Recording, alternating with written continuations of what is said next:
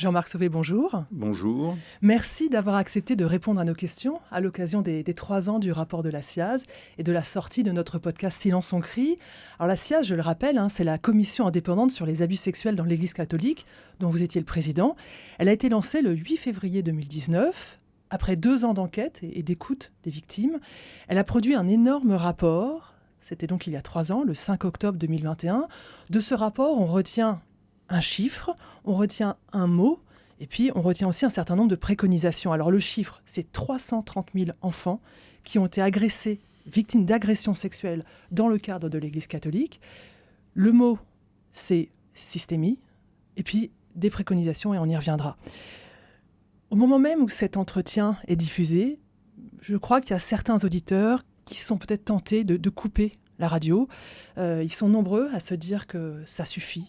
On en a trop dit, on en a trop fait sur les agressions sexuelles, qu'il faut passer à autre chose. Comment les convaincre qu'on n'en a pas fini avec ça ? Je pense qu'il faut continuer à regarder la vérité en face. Et je pense que c'est vraiment la reconnaissance de ce qui s'est passé qui permettra à l'Église catholique et au-delà à la société française, parce que les abus sexuels n'ont pas concerné que l'Église catholique, de repartir, je dirais, de l'avant avec plus d'espérance. Jean-Marc Sauvé, est-ce que vous vous rappelez du jour où vous avez accepté de prendre la tête de cette commission indépendante ? À quoi avez-vous dit oui à ce moment-là ?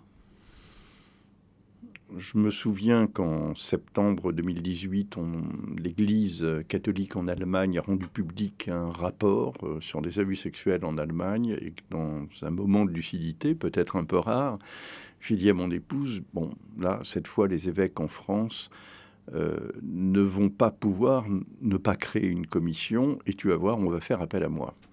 Donc ça, c'était en septembre 2018. Mais 2 mois après, je suis quand même un peu tombé de l'armoire lorsque j'ai été appelé par la conférence des évêques pour réfléchir à tout simplement la composition et la présidence d'une commission dans ce domaine.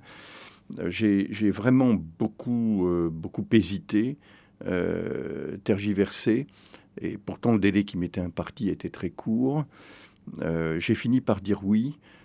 Pas par désœuvrement, parce que j'étais à la retraite depuis 3 mois, mais j'étais occupé 35 heures par semaine déjà, donc j'avais pas envie de continuer à travailler 80 heures par semaine, ce qui a été le cas en réalité pendant 3 ans. Mais ce qui m'a vraiment déterminé, en dépit de mon incompétence réelle pour aborder ce type de sujet, dont je n'étais absolument pas familier, ce qui m'a déterminé, au fond, c'est que c'est l'Église qui me le demandait. Et qu'à défaut d'avoir toutes les compétences historiques, sociologiques, psychologiques, médicales, sociales, j'avais un certain crédit, une réputation, je dirais, d'honnêteté, d'intégrité que je pouvais mettre au service de l'Église catholique. Vous êtes un haut fonctionnaire, vous avez été un grand serviteur de l'État, et là, vous vouliez devenir un grand serviteur de l'Église catholique. C'est pour ça que vous avez dit oui ? J'ai pas réfléchi comme ça, mais pour moi, le fait que l'Église me le propose, me le demande, a été finalement un élément tout à fait déterminant dans ma démarche. En tout cas, c'est ça qui m'a conduit à surmonter toutes mes hésitations. Alors, il y avait aussi l'idée que je risquais de découvrir des horreurs. Et vous aviez cette intuition quand même ? Je l'avais, et mon entourage familial appelait mon attention là-dessus. Donc j'étais conscient, je dirais, intellectuellement de la difficulté de la tâche, et y compris du choc psychologique qu'allait représenter la découverte des agressions sexuelles dans l'Église catholique. Mais en réalité, ce qu'on se représente intellectuellement n'a rien à voir avec la découverte ensuite qu'on fait concrètement. Voilà, des témoignages, la rencontre avec des victimes, la lecture des messages électroniques, des courriers qu'on n'a pas cessé de recevoir. Je voudrais vous faire écouter un extrait de notre podcast Silence on crie. L'homme que nous allons entendre, c'est Alexandre Aizé, c'est l'un des fondateurs de La Parole Libérée, cette association lancée en 2015 par des victimes du père Prénat. Il a, comme beaucoup, été auditionné par la SIAZ. Alors Alexandre Aizé, au début, il ne croyait pas vraiment à la SIAZ, mais voici ce qu'il en dit maintenant. Jean-Marc Sauvé, au tout début, je pense qu'il ne s'attendait pas du tout à ça. Et d'avoir vu son cheminement tout au long de l'enquête, j'ai trouvé ça formidable, à la fois d'une humanité sans borne, parce qu'il aurait pu dire non, mais moi je suis un catholique convaincu, je veux sauver l'Église, etc. Et en même temps, il l'a fait un peu comme beaucoup d'entre nous l'avaient fait au départ. C'était aussi, pour d'une certaine manière, sauver l'institution, en tout cas ne comprenant pas pourquoi une institution auquel il y en a beaucoup qui n'y croient plus, mais en tout cas, dans la première démarche, c'était de dire on ne peut pas laisser, en tant que catholique, on ne peut pas laisser ça comme ça. Et c'était vraiment une des choses la plus belle, la plus humaine que j'ai vécue dans ce rapport. Jean-Marc Sauvé, jamais vous n'auriez pu imaginer ce que vous avez entendu, ce que vous avez découvert pendant ces 2 ans d'écoute? Oui, à l'âge que j'ai, je ne peux pas me faire beaucoup d'illusions sur, je dirais, la nature humaine et sur beaucoup de choses. Mais se représenter intellectuellement que ça va être difficile, c'est une chose. Découvrir moins le nombre des victimes que les traces que laissent dans la vie d'une personne des agressions sexuelles qui ont été subies à 10, 12, 14 ans, ça, je dirais que ça crée intérieurement une rupture indélébile. Enfin, c'est quelque chose d'extrêmement profond et qui n'est pas réparable. Alexandre Aizé a tout à fait raison de dire qu'au début, je ne me représentais pas ce que nous allions rencontrer, connaître. Je l'ai vu avec... je l'ai vu avec son compagnon de route. François Deveau. Oui, je l'ai rencontré avec François Deveau en décembre 2018. Et à l'époque, je sous-estime complètement à la fois l'ampleur du sujet sur le plan, j'allais dire, presque statistique, mais aussi les ravages qui ont été provoqués par les agressions sexuelles. Mais il y a une chose qui est extrêmement claire dans ma démarche, c'est que tout en étant complètement ignorant de ce que je vais découvrir et de ce que je vais vivre, je suis absolument dédié à cette tâche et je l'appréhenderai comme j'ai appréhendé mes missions antérieures. C'est-à-dire que vous êtes formé sur le tas parce que vous n'étiez pas formé à l'écoute? Non, pas du tout. Je me suis formé sur le tas. En réalité, ce qu'on découvre aussi, ce sont, je dirais, des inclinations, des compétences complètement insoupçonnées. En réalité, je n'avais jamais pratiqué ce type de travail, mais finalement, je n'étais pas complètement inapte à cette fonction. Et en tout cas, ce qui est complètement clair dans la démarche, c'est que je ne veux pas bâcler le travail et que j'irai au bout des choses, un peu quoi qu'il en coûte. Et ça se voit, en réalité, ça aurait dû se voir tout de suite dans la composition de la commission.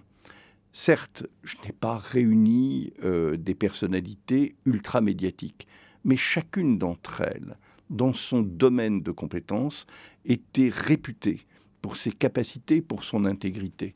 Et au moment où est rendue publique la composition de la commission, je pense qu'il devait être assez clair qu'on n'était pas là pour mettre la poussière sous le tapis. Jean-Marc Sauvé, est-ce qu'aujourd'hui, vous avez compris pourquoi est-ce qu'il y a eu autant de victimes au sein de l'Église catholique? C'est l'objet du rapport. Mais je dirais, il ne suffit pas d'écrire un rapport. Il faut, je dirais, se laisser imprégner par le diagnostic qu'on fait et par ce qu'on écrit. Je pense qu'il y a la conjonction de deux choses. C'est, d'une manière générale, dans l'Église catholique, comme dans le reste de la société, une perversion de l'autorité. Et ça, on le rencontre dans tous les milieux dans lesquels des enfants, des mineurs ont été accueillis.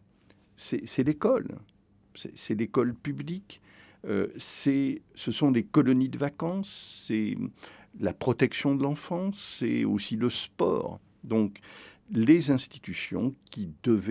toutes ces institutions qui devaient protéger les enfants, en réalité, elles ont été, pour une part marginale de leur activité, mais enfin, quand on s'approche de 5%, ça commence à devenir hautement problématique, elles ont été maltraitantes. Ça, c'est donc déviation des institutions. Il y a aussi une chose qui a été extrêmement prégnante dans ces affaires, c'est le dévoiement de l'autorité, le dévoiement de la notoriété.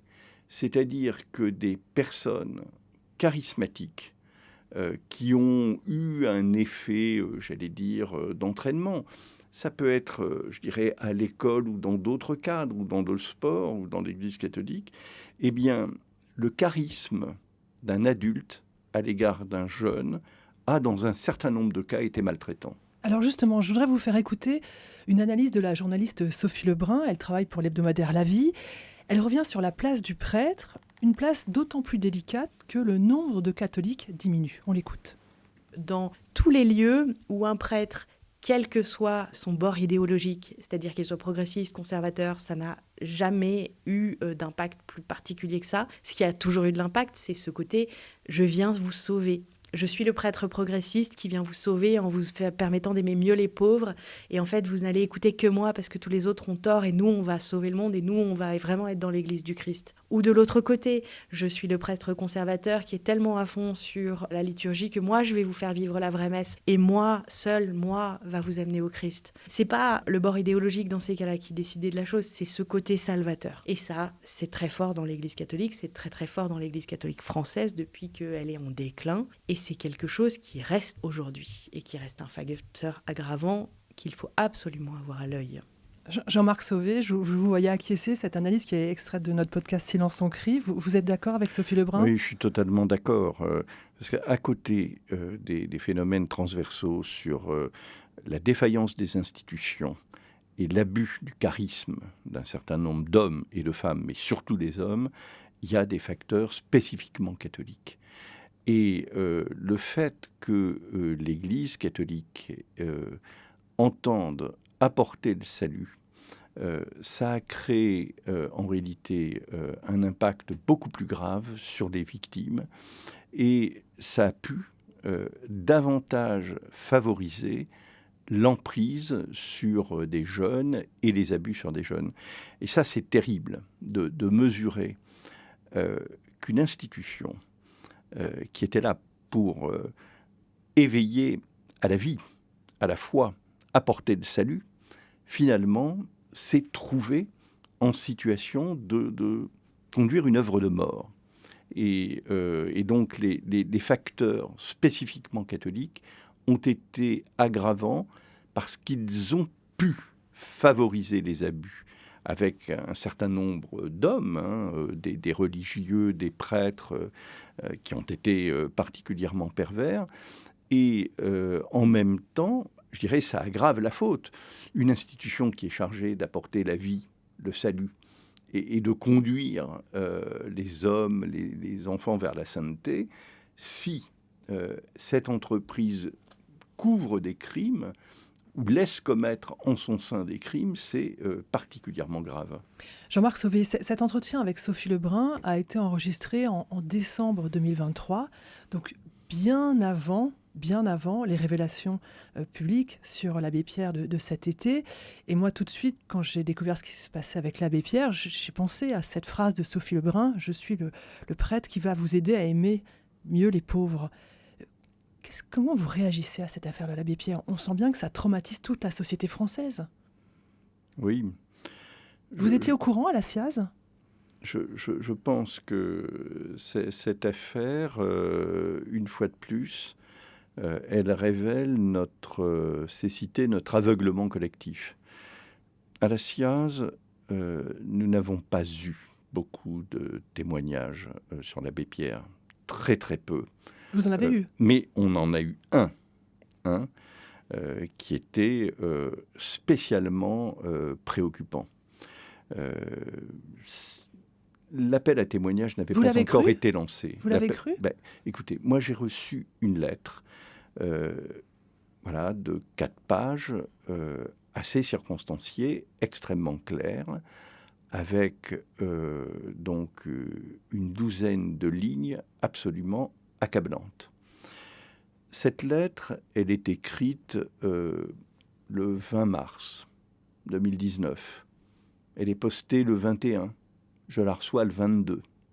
Bon, l'appel à témoignage n'est pas lancé, mais immédiatement, je vois ce courrier et je réponds immédiatement à cette personne, une femme, pour lui exprimer à la fois ma sympathie et proposer tout de suite de l'entendre. Il y a une autre lettre, pas de réponse, une autre lettre qui a été adressée par nous.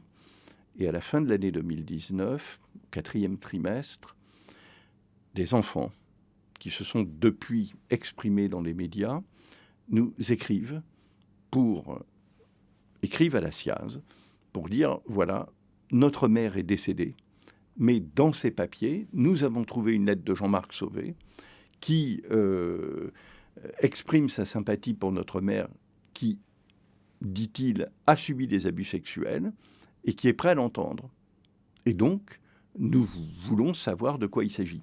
Et nous sommes, à ce moment-là, d'abord très impressionnés d'apprendre que cette personne est décédée, avant qu'on ait pu l'écouter, et on se pose, et on en parle collectivement, on se pose la question de savoir ce qu'on peut révéler aux enfants, parce que beaucoup de victimes d'agressions sexuelles d'âge,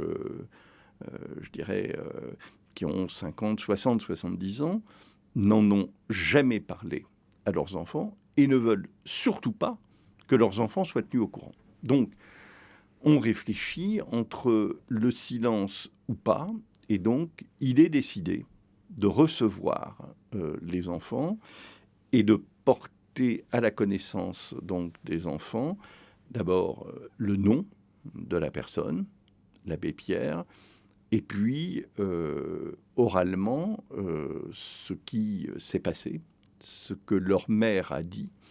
Et donc nous finissons par révéler le contenu détaillé et sans remettre, ça a été ça notre, notre ultime réserve, on n'a pas remis la lettre.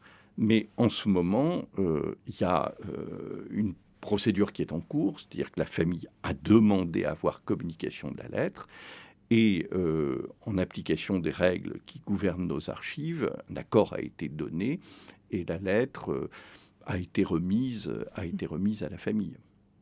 Comment vous comprenez qu'on ait pu laisser sévir l'abbé Pierre?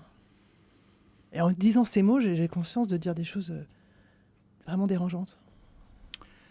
C'est évidemment extrêmement dérangeant parce que moi, j'ai appris beaucoup plus de choses sur l'abbé Pierre depuis le milieu du mois de juillet de cette année que je n'en avais accumulé auparavant, en 3 années de travail de la SIAZ.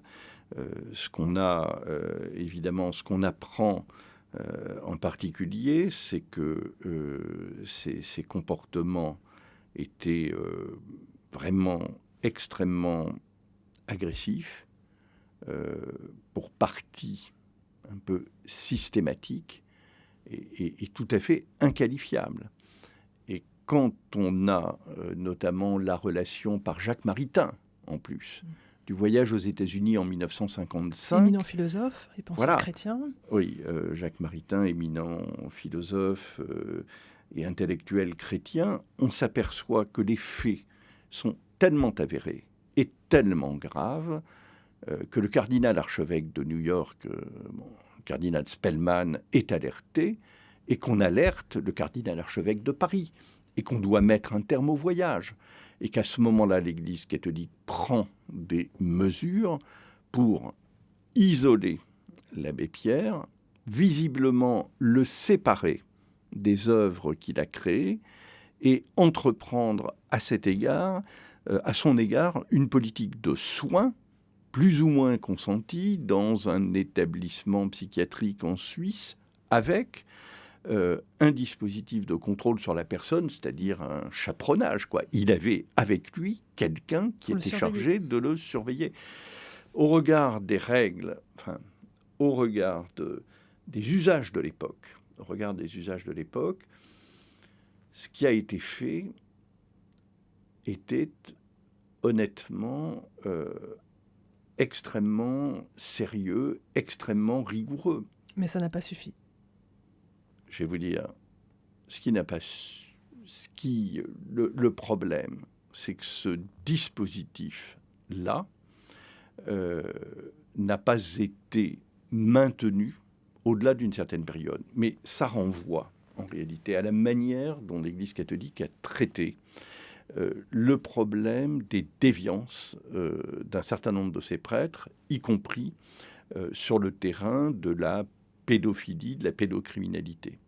C'est-à-dire que jusque dans les années 70, l'Église a mis en place un dispositif de contrôle, notamment par le truchement d'associations, le secours sacerdotal puis l'entraide sacerdotale. Elle avait des établissements de soins et elle a mis en place un dispositif de contrôle ou d'accompagnement des prêtres déviants, à la fois sur le plan médical et sur le plan spirituel.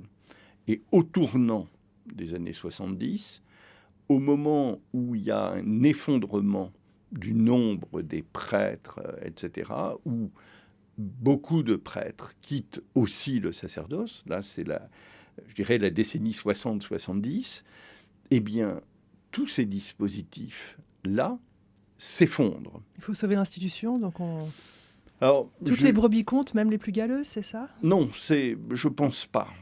Je pense pas que ça a fonctionné comme ça, mais il faudrait... Je crois que sur l'abbé Pierre, il y a un travail. Avec l'ouverture des archives de l'Église catholique, il y a un travail qui va être mené. Non, c'est pas... il faut prendre tout le monde, y compris les brebis galeuses. Il y a des brebis galeuses et on n'a plus les ressources et les effectifs pour les contrôler. Voilà.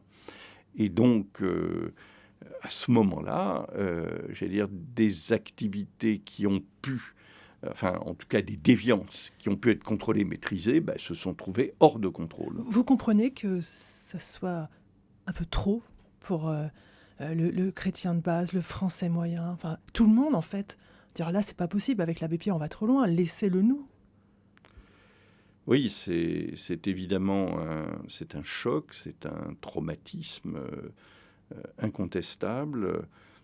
Ça renvoie à une responsabilité qui est celle de l'Église catholique, qui savait et qui n'a pas su, là aussi, protéger, non pas les enfants, mais en tout cas vraiment les personnes vulnérables. Ça renvoie à la responsabilité de l'Église catholique, mais l'abbé Pierre, son affaire, ça renvoie à une responsabilité aussi qui dépasse l'Église catholique. Parce que tout de même, on ne fera croire à personne que seule l'Église catholique était informée. Beaucoup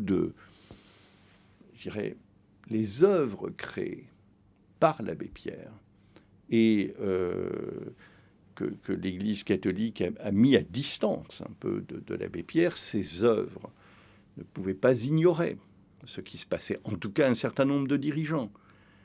Mais il y a eu, d'une manière générale, un ralliement sans état d'âme à une politique de silence C'était la loi à l'époque, on n'en parlait pas. Qu'il s'agisse des instituteurs, qu'il s'agisse des professeurs, quand il y avait un scandale, on les éloignait. Mais d'une manière générale, on ne faisait rien. Et pour l'abbé Pierre, tout le monde était extrêmement conscient des retombées positives. À la fois le rayonnement de ce prêtre au service des plus pauvres et au bénéfice de l'Église catholique. Et puis enfin, l'abbé Pierre, quand l'abbé Pierre parlait, il y avait des dons qui tombaient, j'allais dire en masse, dans les caisses des œuvres qu'il avait créées. Bien. Jean-Marc Sauvé, quand le rapport est sorti, ça n'a pas été l'enthousiasme partout. Il y a eu certaines critiques. Et puis, ce qu'on se rend compte aussi, surtout, c'est que vous n'avez pas été reçu par le Vatican. Comment vous expliquez ça 3 ans après ? Alors, la commission n'a pas demandé à être reçue par le pape. C'est une proposition qui lui a été faite de rencontrer le pape et on en a délibéré. Je me souviens, en juillet 2021, et on a décidé de répondre positivement à cette invitation. Et nous avons juste dit qu'on souhaitait que cette rencontre ait lieu après la remise du rapport, pour des raisons, je dirais, d'apparence et de fond. C'est-à-dire il ne fallait tout de même pas que la programmation de l'audience puisse laisser penser que le pape aurait pu nous conseiller de modérer nos propos. Voilà. Et peu de temps après la remise du rapport, donc il y a une contestation qui s'est élevée en provenance donc de membres de l'Académie catholique et notamment sur l'évaluation du nombre de victimes et puis aussi sur la dimension théologique du rapport, sujet sur lequel on a été extrêmement prudent. On ne se serait pas permis, d'ailleurs on ne le pensait pas. On ne pensait pas que, la théologie, l'ecclésiologie de l'Église catholique ait pu être criminogène. Qu'en revanche, il y a eu des dévoiements, des dénaturations, des perversions. Je reviens à ma question. Pourquoi est-ce que vous n'avez pas été reçu au Vatican ?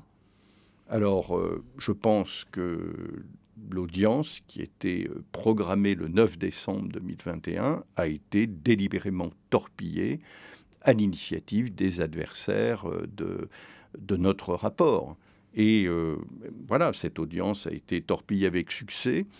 Bon, on a allégué un problème d'agenda en ce qui concerne le pape.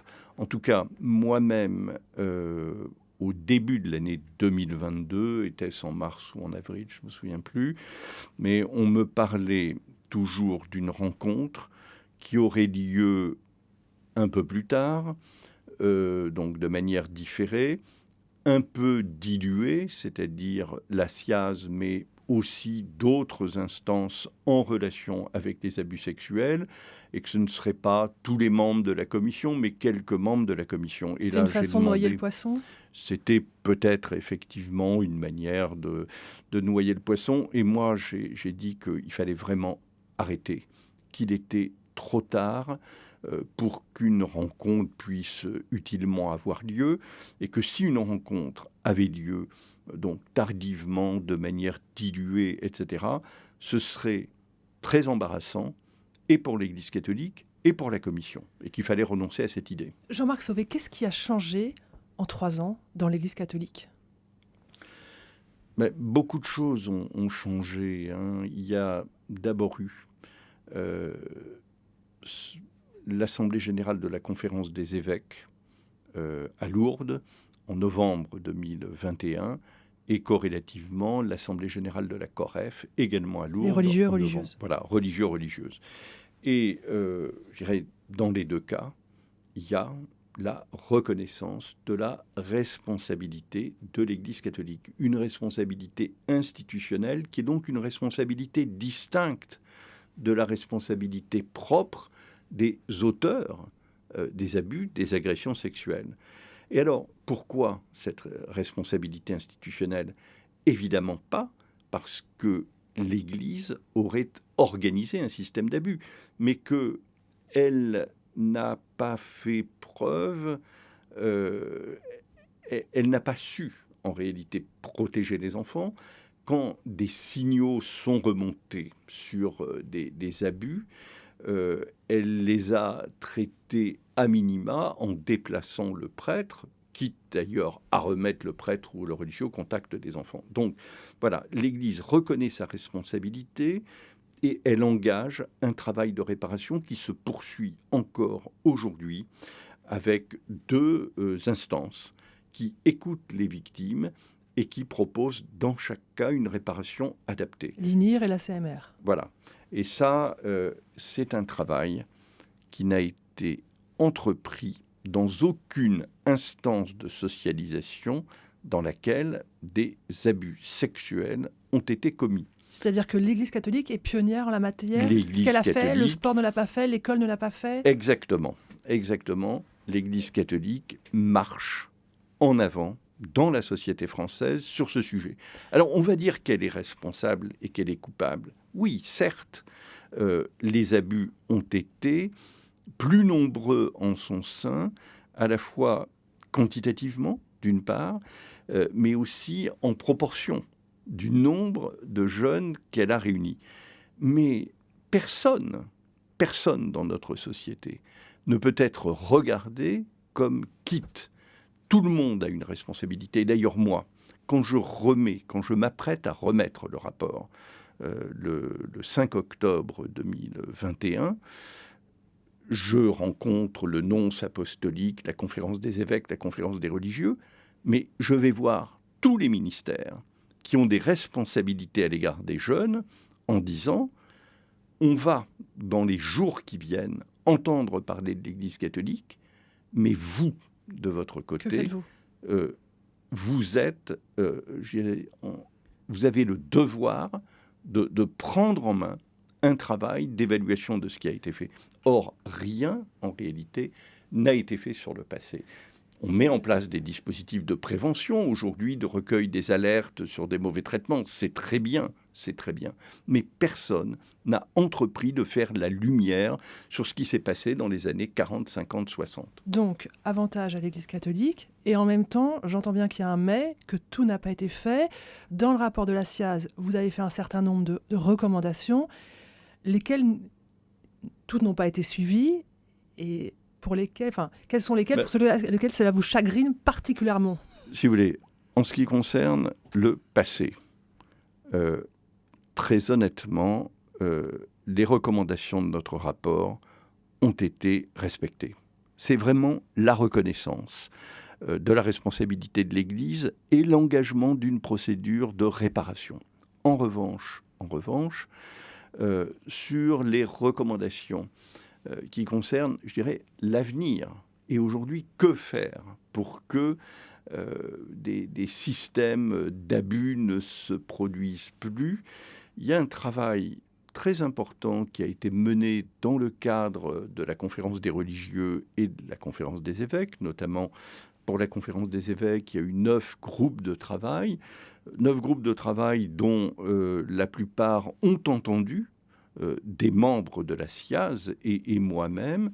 Il y a des rapports extrêmement importants et intéressants qui ont été remis, qui valident certaines de nos recommandations et font des recommandations d'ailleurs différentes, mais pleines d'intérêt, de pertinence. Et l'Assemblée générale de la Conférence des évêques en mars 2023, donc il n'y a pas loin de 18 mois, en réalité un peu renvoyer la question des suites à l'appréciation de chaque évêque, pris distinctement dans son diocèse. Or, chaque évêque a 1000 problèmes à régler. C'est pas une affaire à régler par l'évêque tout seul, il doit être accompagné par l'ensemble des fidèles. Il y a sur des sujets tels que...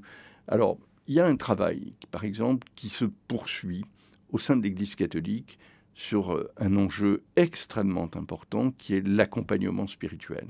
Là, c'est très bien qu'il y ait ce travail collectif qui a pu générer des phénomènes d'emprise. L'accompagnement spirituel a engendré des emprises et des abus. Donc c'est très bien que ce travail se poursuive. Mais sur la gouvernance de l'Église, de l'accompagnement du ministère des évêques, l'accompagnement du ministère des prêtres, sur aussi des sujets tels que la morale sexuelle. Sur la morale sexuelle de l'Église catholique, elle n'est pas sans relation avec ce qui s'est passé. C'est-à-dire que vous faites un lien entre le célibat des prêtres Non. et les agressions ? Non, ce n'est pas un lien entre le célibat des prêtres et les agressions. Vous comprenez, ça n'est pas parce qu'un prêtre ne peut pas se marier que mécaniquement il va commettre des abus. Enfin, il va commettre des abus sur des enfants. C'est pas le sujet. Nous avons été clairs. Il faut le redire. Il faut le redire. Mais il y a un tabou sur la sexualité. Il y a le besoin aussi de reconnaître que des agressions sexuelles commises sur des mineurs, c'est pas seulement une offense à la chasteté, c'est aussi une atteinte à la dignité des personnes. Autrement dit, le droit canon a reconnu, a changé là-dessus. Alors, c'est vrai que le droit canonique a changé, et ça a pris effet d'ailleurs en 2021, le 1er décembre, et que ça n'est pas, j'allais dire, une offense à la chasteté, mais c'est vraiment une œuvre de mort. C'est le 5e commandement, c'est « tu ne tueras pas ». Bon. Mais aussi le fait que dans la morale sexuelle de l'Église catholique, tout ce qui est manquement à la doctrine de l'Église est revêtu d'un niveau de gravité exceptionnel. C'est-à-dire que aujourd'hui, dans le catéchisme de l'Église catholique, si on n'a pas un doctorat de théologie morale, il est extrêmement difficile de faire la distinction, en termes de gravité, entre des relations sexuelles hors mariage entre personnes consentantes, d'une part, et d'autre part, l'agression sexuelle commise par un adulte sur un mineur. Et donc, il y a là une échelle des peines qu'il faut revoir. Je pense aussi à un autre sujet qui n'a pas été abordé, mais qui est vraiment indispensable, c'est la réforme du droit canonique. Alors certes, on a créé un tribunal canonique interdiocésain. Ça, c'est très bien.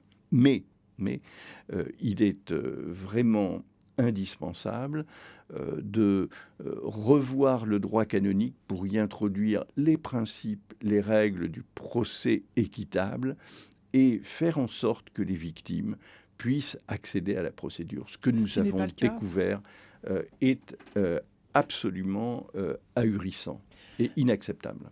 Jean-Marc Sauvé. Et ça n'est pas la révolution. Jean-Marc Sauvé, malgré tout, aujourd'hui, beaucoup reconnaissent que votre travail à la SIAZ a eu un impact qui dépasse largement le cadre de l'Église catholique. Et je voudrais qu'on écoute maintenant quelqu'un que vous connaissez bien. C'est le magistrat Édouard Durand. Ce juge pour enfants a été le premier président de la Ciivise. Alors la Ciivise, c'est l'instance pour l'inceste qui a été fondée en mars 2021. C'est encore un extrait de notre podcast Silence on crie. La Ciivise doit son existence à la SIAZ. Lorsque Adrien Taquet, qui était secrétaire d'État chargé de l'enfance, a annoncé en août 2020 qu'il souhaitait créer une commission indépendante dont la mission serait spécifiquement tournée sur les violences incestueuses, il a explicitement indiqué qu'il s'inspirait de la SIAZ. C'est en cela que l'empreinte de la SIAZ est une empreinte très profonde et qui marquera durablement l'histoire de la protection de l'enfance, l'histoire de la lutte contre l'impunité des agresseurs. L'Église n'a pas seulement ouvert les portes de sa maison, elle a conduit à comprendre que dans toutes les maisons, les écoles, les gymnases, les autres espaces religieux, il fallait assumer la part d'ombre et faire la lumière, comme le dit le rapport de la SIAZ. Jean-Marc Sauvé, en 3 ans, la société a profondément changé. La parole s'est libérée dans de nombreux domaines. Alors, il y a eu la vague MeToo qui s'est amplifiée. Plus de 20 000 personnes ont témoigné à la Civise. Il y a eu Judith Godrèche pour dénoncer le silence du cinéma sur les agressions sexuelles. Et là, nous échangeons alors que se tient un procès terrifiant qui bouleverse toute la société avec l'émergence de cette figure magnifique qui est Gisèle Pelicot, droguée et violée par son mari et une cinquantaine d'hommes, et qui a tenu à ce que son procès ne se fasse pas à huis clos pour que la honte change de camp. Est-ce que toutes ces affaires sont liées ? Oui, je pense qu'il y a un lien évident, manifeste entre le travail qui a été mené dans l'Église catholique. Il faut cesser de s'auto-flageller. L'Église a eu des torts, elle a commis des fautes, mais sur ce sujet, elle marche en avant, elle montre la voie. Et donc, il y a une relation entre ce qui s'est passé au sein de l'Église catholique, ce à quoi nous, commission sur les abus sexuels, avons travaillé, et ce qui se passe dans le reste de la société, avec d'évidentes connexions sur les mécanismes générateurs des abus, des mécanismes qui sont personnels. Il est tout à fait évident, par exemple, que la notoriété ou la gloire médiatique crée les conditions d'une domination et d'une emprise sur les personnes. Et ça, on l'a vu dans l'Église, on le voit dans la société, notamment dans les médias et dans le cinéma. Il n'y a pas besoin de citer des noms, mais tout le monde comprend ce dont il s'agit. Et donc, c'est à la fois terrible, mais il n'y a pas d'hésitation. Il n'y a pas d'hésitation. Il faut que la parole continue de se libérer. Il faut que la parole continue de se libérer.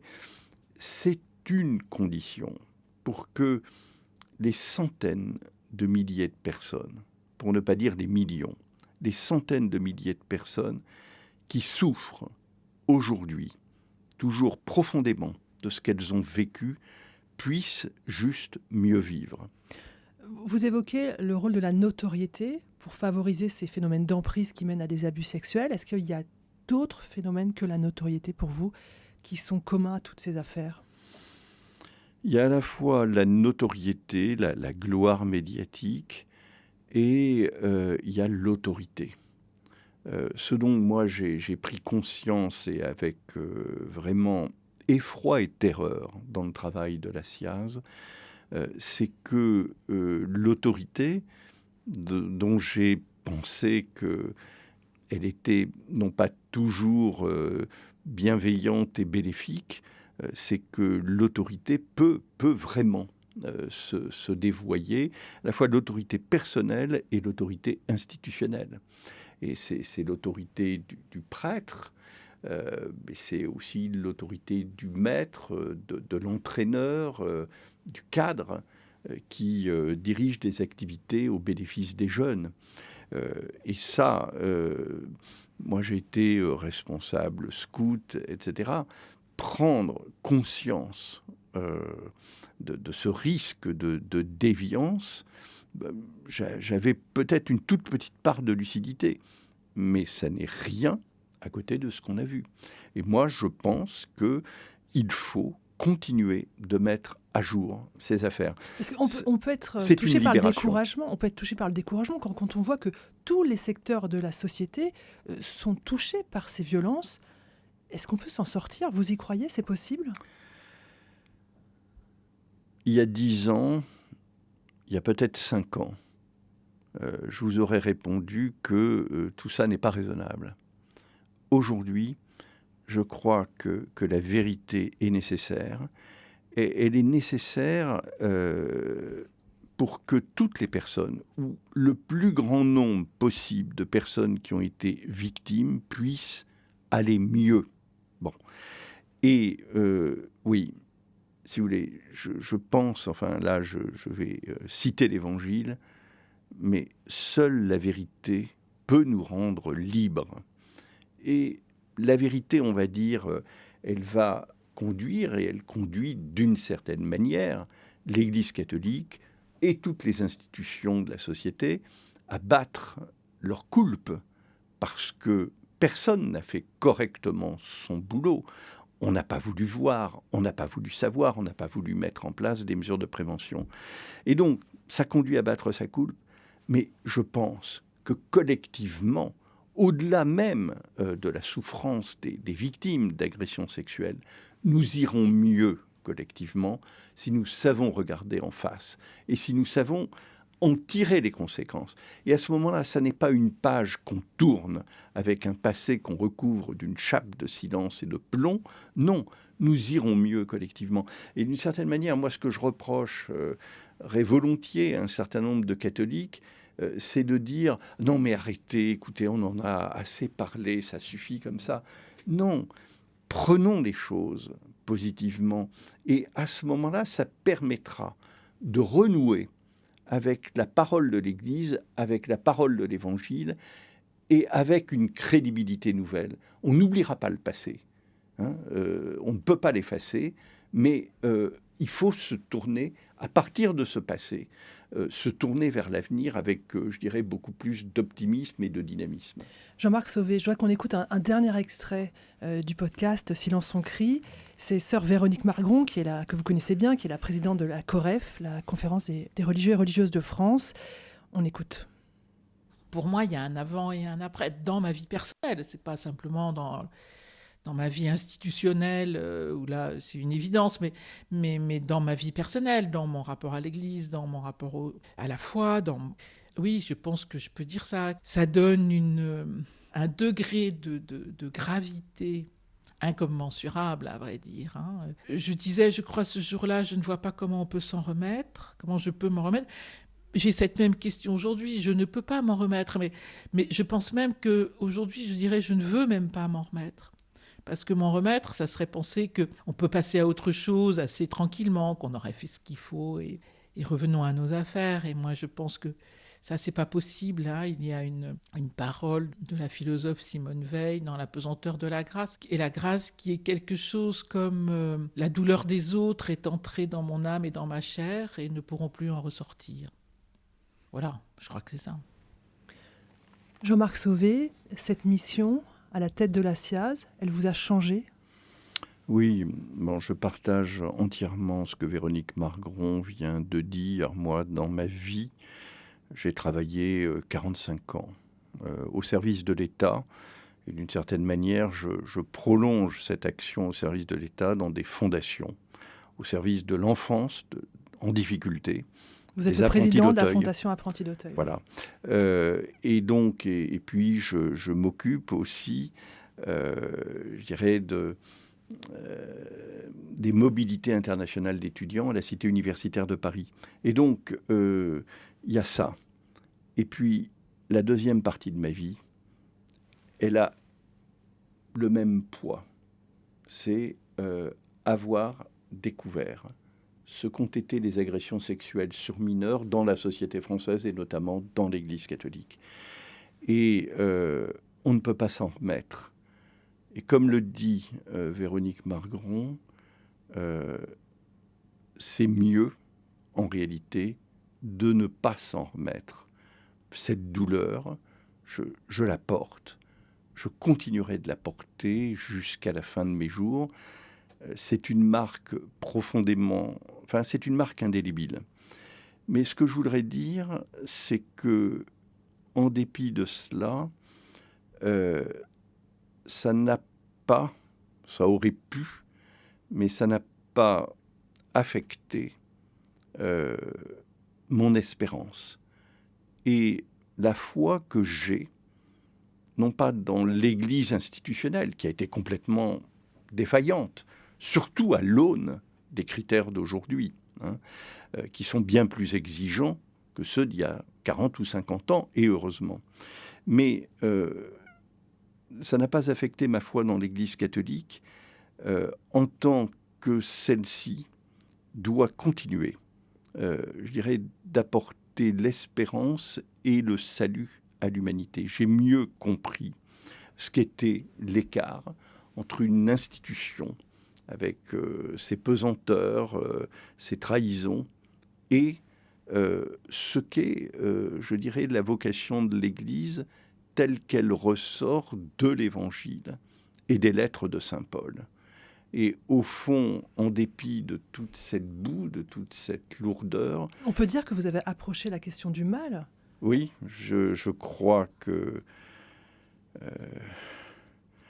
oui, j'ai vraiment fait là l'expérience du mal et du mal le plus atroce qui soit, c'est-à-dire du mal fait à un enfant et de surcroît par un prêtre ou par un religieux. C'est vraiment le mal au carré ou le mal au cube. Et au fond, la question que je n'ai pas pu ne pas me poser, mais c'est où était Dieu? Où était Dieu, je dirais, dans cette affaire, avec ses enfants profanés? Et je pense, et je le crois vraiment profondément, c'est que Dieu lui-même était là, présent et profané, au cœur de ses enfants qui ont été effectivement maltraités et profanés. Et de cela, j'ai pris une conscience suraiguë, et c'est ce qui m'a permis de tenir avec les soins qu'en parallèle, j'ai dû demander et recevoir, parce que c'était vraiment trop difficile de vivre cela. Je n'ai, pendant ma vie personnelle et professionnelle, jusqu'à l'âge de 69 ans, jamais eu besoin d'un quelconque soutien psychique. Et avec la SIAZ, avec ce qu'on a découvert, et ça n'est pas des tableaux statistiques qui j'allais dire, encore que les tableaux statistiques, quand on découvre les chiffres, enfin notamment 216 000 victimes de prêtres et de religieux, c'est effrayant. Mais ce qui est terrifiant, c'est d'avoir les personnes en face de soi.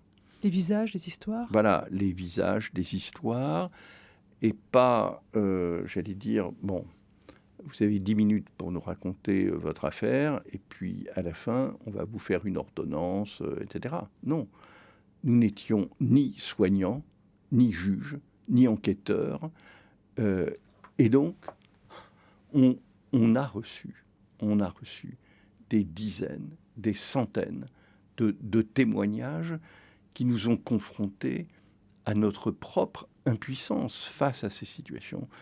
Quand vous menez des entretiens en région et que, avec des hommes âgés de 60 à 75 ans, des hommes, voilà, insérés, intégrés dans la société, qui sont toujours dans l'Église ou qui ont quitté l'Église, et qui, à partir d'histoires radicalement différentes, des parcours très différents, ne peuvent plus parler et se mettent à pleurer.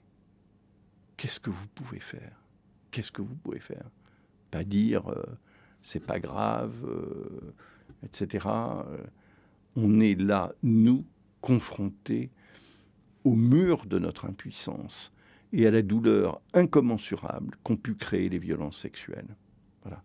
Et donc, ce qu'on a voulu, à notre échelle, à notre hauteur, qui est quand même minime, c'est faire en sorte qu'on puisse apporter le plus grand soulagement pour le passé et créer les conditions ou favoriser les conditions d'émergence d'une Église qui soit une maison sûre.